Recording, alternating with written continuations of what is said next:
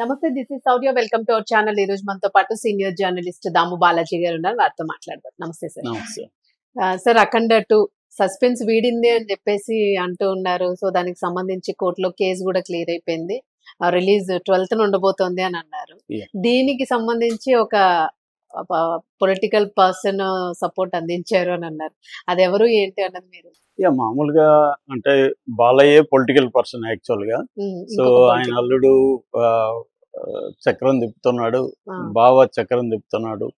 కాబట్టి నిజానికి ఇది బాలయ్య సీరియస్ గా దిగితే పెద్ద సమస్య కాదు.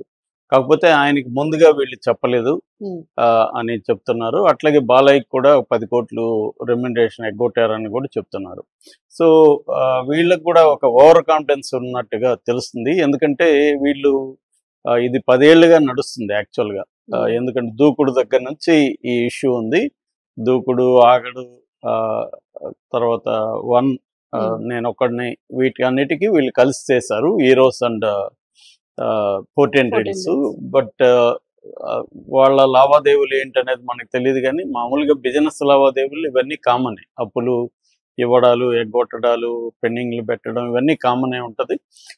కాకపోతే ఏంటంటే ఇక్కడ వీళ్ళు వాంటెడ్లీ దీన్ని ఇవ్వలేం కాబట్టి బ్యానర్ మార్చి మనం ఇప్పుడు సినిమా తీస్తే దీని జోలికి వాళ్ళు రారని వీళ్ళు అనుకున్నట్టుగా తెలుస్తుంది.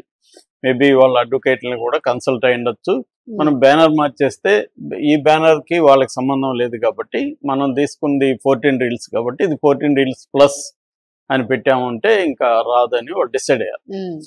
కానీ అక్కడే హీరోస్ సక్సెస్ అయింది. ఎందుకంటే రెండింటికి ఓనర్స్ ఒకటే, బ్యానర్లు మార్చారు వీళ్ళు. పైగా 14 రీల్స్ ప్లస్ మాత్రం యాడ్ చేశారు. సో ఇవన్నీ వాళ్ళు కన్విన్సింగ్ గా కోర్టులో ప్రజెంట్ చేయగలిగారు. దాంతో కోర్టు వీళ్ళకి బ్రేక్ ఇచ్చింది, సినిమా రిలీజ్ ని ఆపేసింది. చాలా మంది అడుగుతున్న ప్రశ్న ఏంటంటే అసలు వాళ్ళు అప్పు ఉంటే సినిమాని ఎలా ఆపేస్తుంది కోర్టు అనేది. అంటే మామూలుగా ఫైనాన్స్ ఇచ్చేటప్పుడు ఏంటంటే సినిమా రిలీజ్ కి లింక్ పెట్టుకొని ఫైనాన్స్ ఇస్తారు చాలా మంది. మామూలుగా చిన్న సినిమాలకైతే కొలెటరల్ సెక్యూరిటీ కూడా లేకుండా ఇవ్వరు. అంటే ఇల్లు ఆస్తో ఏదో ఒకటి పెట్టుకొని సినిమాని చూసి ఇవ్వరు. కానీ పెద్ద సినిమాలకి కొలెటరల్ సెక్యూరిటీ లేకపోయినా సినిమా చూసి ఇస్తారు. ఎందుకు? పెద్ద సినిమాలు కాబట్టి అవి ఆగితే వీళ్ళకి ఇబ్బంది కాబట్టి సినిమా రిలీజ్ కి లింక్ పెట్టుకుంటారు. మామూలుగా ఇంతకు ముందు అయితే ల్యాబ్ లెటర్ ఉండేది. ల్యాబ్ కూడా అగ్రిమెంట్ లో భాగం అవుతుంది. అంటే మీరు ఎన్ఓసి ఇస్తేనే నేను ఈ ఫిల్మ్ నెగటివ్ వాళ్ళకి ఫైనల్ కాపీ రిలీజ్ చేస్తానని ల్యాబ్ కూడా అగ్రిమెంట్ లోకి ఎంటర్ అవుతుంది. అందువల్ల ల్యాబులు ఆగిపోయాయి అప్పట్లో. అప్పుడు కూడా ఇదే పని.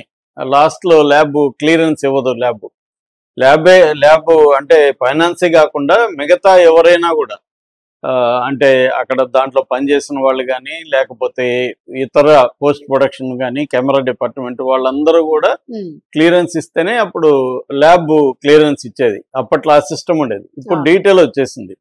డీటెయిల్ వచ్చేసినాక ఇప్పుడు కూడా ఏమైందంటే క్యూబ్ లాంటి డీటెయిల్ ప్లాట్ఫామ్స్ ఉన్నాయి కాబట్టి వీళ్ళతో అగ్రిమెంట్లకు ఎంటర్ అవుతారు. సో వాళ్ళ ఫైనాన్స్ క్లియర్ చేయలేదు, మీరు ఆపేయండి అన్నప్పుడు క్యూబ్ కూడా ఆపేస్తుంది. ఎందుకంటే అగ్రిమెంట్ లో ముందుగానే చేసుకొని ఇస్తారనమాట. అలాగా సో సేమ్ బ్యానరు మాకు ఫైనాన్స్ ఇచ్చాము, వాళ్ళకి వేరే పర్సనల్ అప్పో ఇంకోటి కాదు, సినిమా కోసమే వాళ్ళు తీసుకున్నారు కాబట్టి సినిమాని లింక్ పెట్టి ఉంటారు కాబట్టి సినిమా రిలీజ్ అవ్వకూడదు అనేది వాళ్ళు కోర్టుకి వెళ్ళొచ్చు. ఎందుకంటే అగ్రిమెంట్లు ఎలా రాసుకున్నారు అనే దాన్ని బట్టి కోర్టు కూడా దాన్ని కాంట్రాక్ట్ యాక్ట్ ఏదో ఉంటుంది దాన్ని బేస్ చేసుకొని ఈ అగ్రిమెంట్లు ఎలా ఉంది కాబట్టి మీరు అగ్రిమెంట్ ఉల్లంఘించారు కాబట్టి ఈ సినిమా రిలీజ్ కావడానికి లేదనేది కోర్టు చెప్పింది. సో ఇదంతా వీళ్ళు ముందుగానే, ఎందుకంటే బాలయ్య లాంటి సినిమా, పైగా ఆయనకి అనేక రికార్డులు, ఇది అతిపెద్ద బడ్జెట్ పాన్ ఇండియా సినిమా, 110వ సినిమా, బాగా బిజినెస్ అయింది. ఇలాంటి అనేక ప్రత్యేకతలు ఉన్న బాలయ్యకి కెరీర్కి ఇంపార్టెంట్ గా ఉన్న ఈ సినిమా నీ విషయంలో అజాగ్రత్తగా ఉన్నారని చాలా క్లియర్ గా అర్థమవుతుంది. రెండోది ఫ్యాన్స్ నుంచి కూడా చాలా తీవ్ర ఆగ్రహవేశాలు వచ్చాయి. ప్రొడ్యూసర్లు చేతికి దొరికితేనన్నట్టుగా వాళ్ళు ఉన్నారు. సో ఈ నేపథ్యంలో బాలయ్య కూడా ఆగ్రహం వ్యక్తం చేశాడు. అవన్నీ మనం విన్నాము. దాని తర్వాత ఇప్పుడు లోకేష్ రంగంలో ఎదిగి, ఎందుకంటే లోకేష్కి వాళ్ళ నేషనల్ వైడ్ క్లౌట్ ఉంది. మోడీ పదే పదే లోకేష్ ని కలవడం కానీ లోకేష్ ని ప్రైజ్ చేయడం కానీ చేస్తున్నాడు. ఎందుకంటే మోడీ ప్రభుత్వానికి తెలుగుదేశం మద్దతు అనేది చాలా ఇంపార్టెంట్. సో ఈ నేపథ్యంలో కాబోయే ముఖ్యమంత్రి కూడా లోకేషే. కాబట్టి కంటిన్యూస్ గా ఇటు తెలుగుదేశం మద్దతు అనేది మోడీకి నెక్స్ట్ ఎలక్షన్ లో కూడా అవసరం. కాబట్టి లోకేష్ అనుకుంటే పెద్ద విషయం కాదు. ఎందుకంటే ఇవాళ అన్నిటికంటే కూడా ఫైనల్ గా political power important. Political power ని కూడా డబ్బు కంట్రోల్ చేస్తుంది కార్పొరేట్స్. బట్ పవర్ లో ఎవరున్నారనే దాన్ని బట్టి కార్పొరేట్స్ కూడా వాళ్ళతోనే లింక్ అయి ఉంటారు తప్ప పవర్ లో లేనోడికి కార్పొరేట్స్ ఏమి హెల్ప్ చేయవు. కాబట్టి ఓవరాల్ గా పొలిటికల్ పవర్ అనేది చాలా ఇంపార్టెంట్. సో ఆ పవర్ ని వాడి లోకేష్ వాళ్ళని డీల్ చేశాడని చెప్తున్నారు. సో మామూలుగా అయితే లోకేష్ చెప్పినా లేకపోతే ఇంకెవరు చెప్పినా కూడా హీరోస్ వినే పరిస్థితిలో లేదు. ఎందుకంటే వాళ్ళకి 10 ఏళ్ళుగా డబ్బులు ఇవ్వాలి, 28 కోట్లు అసలు, ఇంకా మొత్తం కలిపితే వడ్డీ 14%, 52 కోట్లు అని చెప్తున్నారు.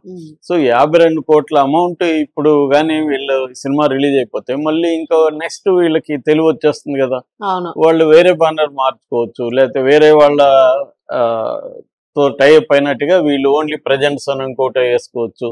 సో చాలా చేయొచ్చు బిజినెస్ లో మోసాలు చేయాలనుకుంటే. కాబట్టి వాళ్ళైతే డబ్బులైతే కొంతవరకు ఇస్తేనే మేము ఒప్పుకుంటామని చెప్పారని తెలిసింది. సో లోకేష్ కొంత ఇప్పించి తర్వాత కొంత మాట్లాడి మళ్ళీ ఫ్రెష్ గా చెక్కులు అవి ఇప్పించి చేశారు, సెటిల్ చేశారు అని చెప్తున్నారు. కోర్టు బయట సెటిల్ అయిపోయింది. కోర్టు బయట సెటిల్ అయినప్పుడు ఇలాంటి కేసుల్లో కోర్టుకి తెలియజేయాల్సి ఉంటది. అంటే ఆర్బిట్రేషన్ జరిగిపోయిందని కోర్టు అవన్నీ పరిశీలించి so no objection court clearance ఇచ్చేసింది. కాకపోతే ఇక్కడ ప్రాబ్లం ఏంటంటే థియేటర్లో ముఖ్యంగా ఓవర్సీస్ చాలా ప్రాబ్లం అయిపోయింది. నేను ఇందాకే మోక్ష మూవీస్ వాళ్ళు ప్రకటన ఇచ్చారు, మాకు ఇక్కడ థియేటర్లు దొరకట్లేదు, మేము ఇంకా ట్రై చేస్తున్నాము, 11th మ్యాక్సిమం మేము చేస్తాము, ఎందుకంటే హాలీవుడ్ ఫిల్మ్స్ చాలా రిలీజ్ అవుతున్నాయి, వాటికి ఇచ్చేసారు వాళ్ళు. సో అది మాకు కష్టంగా ఉంది, అర్థం చేసుకోండి అని ఫ్యాన్స్ కి ఒక అప్పీల్ చేశారు. సో అది గాల్లో వేలాడుతుంది. ఇంకా ఎన్ని థియేటర్లు ఉంటాయి అక్కడ. అమెరికా అంటే విదేశాల్లో కూడా ముఖ్యంగా అమెరికాలో బాలయ్య ఫ్యాన్స్ చాలా పెద్ద ఎత్తున ఉంటారు. రెండోది కమ్మ లాబీ అంతా కూడా బాలయ్య వెనుకుంటారు. కమ్మ లాబీ అమెరికాలో చాలా డామినెంట్ లాబీ. సో కానీ అక్కడ థియేటర్లు, అక్కడ హాలీవుడ్ లాబీ ఇంకా పెద్దది కదా. సో కాబట్టి వాళ్ళ సాక్రిఫైస్ చేసి వీళ్ళకి ఇవ్వలేరు. కాకపోతే ఒక షోనో 6 షోనో ఇవ్వాలి. సో మరి అది ఏం చేస్తారు అనేది అదొకటి అయితే ఇంకా ఫైనల్ కాలేదు. ఇక్కడ కూడా కాంపిటీషన్ అయితే చాలా ఉంది. ఎందుకంటే థియేటర్లు ఆల్రెడీ దీనివల్ల డిస్ట్రిబ్యూటర్ల క్లాస్ వచ్చింది, థియేటర్లు ఎగ్జిబిటర్ల క్లాస్ వచ్చింది. ఎందుకంటే 5వ తేదీ అన్నారు, వీళ్ళు బ్లాక్ చేసి పెట్టుకున్నారు, ఇమీడియట్ గా మంచి సినిమాలు దొరకవు. ఈ లోపల దురందర్ కావచ్చు, ఇంకొన్ని చిన్న సినిమాలంతా కూడా ఇది ఎట్లాగూ లేట్ అయిపోతుంది అని చెప్పి వాళ్ళు ముందుకు వచ్చారు. సో ఇప్పుడు వాళ్ళకందరూ ఈ థియేటర్లు మాట్లాడుకొని కొంతమందికి అడ్వాన్సులు ఇచ్చుంటారు. చిన్న సినిమాలు ఏం చేస్తాయంటే థియేటర్ రెంట్ కూడా మినిమం 1 వీక్ అడ్వాన్స్ ఇచ్చేస్తారు.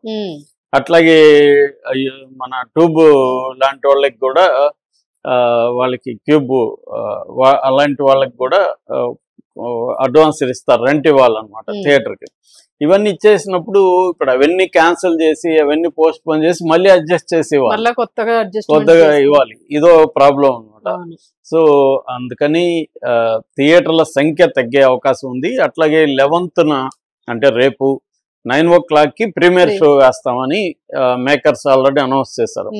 ప్రీమియర్ షోలకు కూడా థియేటర్లన్నీ ఆ టైంకి ఖాళీ ఉంచాలి. కాకపోతే థియేటర్లు ఆ టైం ఒక ఇదైతే వేయచ్చు, కానీ వరుసగా 5 షోలు 10 రోజుల పాటు 5 షోలు పెంచాలి. ఇవన్నీ ఇబ్బంది. అంటే బయ్యర్లు అయితే ఖచ్చితంగా లాస్ అవుతారండి దీనివల్ల. అంటే ఇదేమన్నా టాక్ వచ్చి బ్లాక్ బస్టర్ టాక్ వస్తే తప్ప అట్లా వస్తుందని నేనైతే అనుకోవట్లేదు. ఎందుకంటే దీని మీద ఇప్పటి వరకు వచ్చిన మనకి బడ్జ్ కానీ కొంతమందికి ఏసార్ షోలు వాళ్ళు చెప్తున్నది కానీ ఏంటంటే అంతగా బ్లాక్ బస్టర్ అయ్యే ఛాన్స్ అయితే లేదు. ఎందుకంటే సినిమా ముఖ్యంగా మిడిల్ క్లాసు లేకపోతే క్లాస్ ఆడియన్స్ కి నచ్చే అవకాశం లేదు. మాస్ కి ఫ్యాన్స్ కి మాత్రమే నచ్చుతుంది. ఎందుకంటే ఇది దేశభక్తి అని రొటీన్ సబ్జెక్ట్ వెళ్ళిపోయారు. అప్పుడంటే దాంట్లో ఓన్లీ ఫ్యామిలీ చైల్డ్ సెంటిమెంట్ అది బలంగా ఉన్నది కాబట్టి వర్కౌట్ అయింది. ఇప్పుడు దేశభక్తి అనేసరికి మనం చైనాని అసలు విలన్ గా ఇప్పుడు చూడట్లేదు, దీంట్లో విలన్ గా చూపించారు. సో ఇంక పాకిస్తాన్ అంటే దీని మీద బోల్డ్ సినిమాలు వచ్చాయి, లేటెస్ట్ గా దురంధర్ కూడా అదే సబ్జెక్టే. కాబట్టి ఇది ఎంత మాత్రం ఇదవుతుందో తెలియదు. ఏదేమైనా బయ్యర్లు అయితే టెన్షన్ లో ఉన్నారు, థియేటర్లలో కన్ఫ్యూజన్ లో ఉన్నారు, ఫ్యాన్స్ కూడా కన్ఫ్యూజన్ లోనే ఉన్న పరిస్థితి అయితే ఉంది. ప్రస్తుతానికి 12కి రిలీజ్ అవుతుంది, 12కి అయితే రిలీజ్, 11కి నైట్ కే రిలీజ్ అవుతుంది, షో చేస్తారు. 12 రెగ్యులర్ రిలీజ్. ఏదైనా కూడా ఇంకా ఆ షో పడే వరకు కూడా ఈ టెన్షన్ అనేది ఉంటుంది ఖచ్చితంగా అందరికీ ఉంటుంది. Nice sir, thank you sir. Thank you.